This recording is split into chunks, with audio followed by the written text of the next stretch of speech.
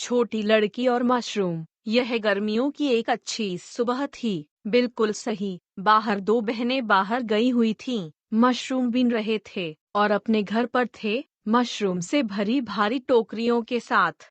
वे रास्ते में गाने गाए और सबके साथ खेले।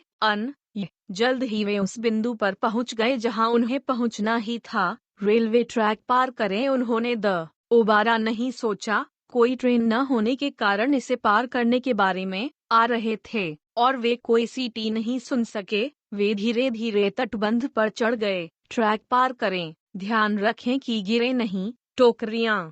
वे ट्रैक और के बहुत करीब थे। छोटी बहन इसे पार करने वाली थी। जब वे ट्रेन का अलग हॉर्न सुना, बड़ी बहन डर कर पीछे भाग गई। उसे लगा कि छोटा पीछा कर रहा है। उसक आकार।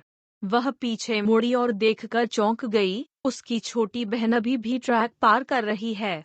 आना, यहाँ वापस आओ, तेजी से वापस भागो, वह चिल्लाई। ऐसा लग रहा था कि छोटी बच्ची उसकी बात सुन नहीं पा रही है। बहन, वह भी कदम बढ़ाने पर ध्यान दे रही थी, अपने छोटे पैरों के साथ ट्रैक पर और पकड़कर टोकरी पर। तभी वह लड़खड़ा कर गिर पड़ी। ट्रैक चारों ओर उसके मशरूम बिखेर रहा है। वह बैठ गई और उन्हें उठाने लगी। उसकी टोकरी में डाल रही हूँ।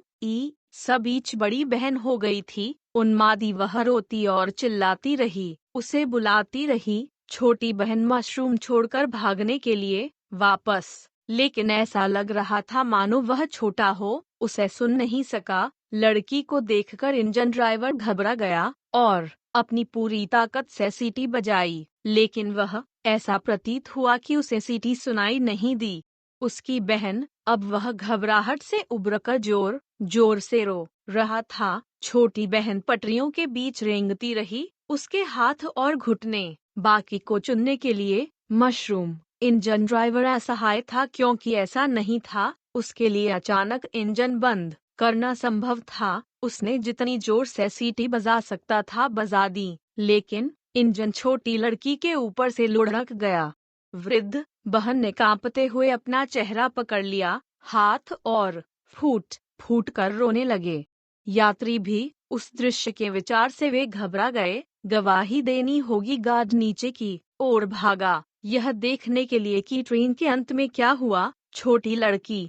जब ट्रेन गुजरी, सभी ने उसे बीच में बिल्कुल शांत लेटे हुए देखा। उसका चेहरा नीचे करके ट्रैक करता है। फिर उसने अपना सिर उठाया, घुटनों पर झुक गई और बाकी को इकट्ठा करना शुरू कर दिया। मशरूम बड़ी बहन आंसू बहाते हुए उसकी ओर दौड़ी। उसके चेहरे से नीचे की ओर धारा बह रही है।